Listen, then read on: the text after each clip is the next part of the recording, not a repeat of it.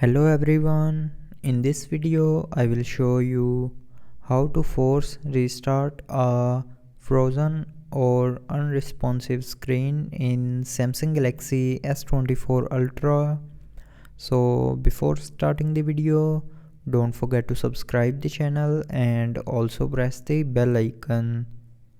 So to force restart, press and hold the volume down button and power button for at least 10 seconds, and after 10 seconds the Samsung logo will appear on the screen, and when you see the Samsung logo on the screen, release your fingers from the buttons and then your mobile will be restarted.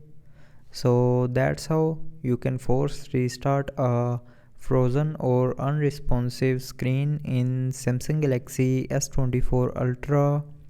So I hope you liked the video. Thanks for watching.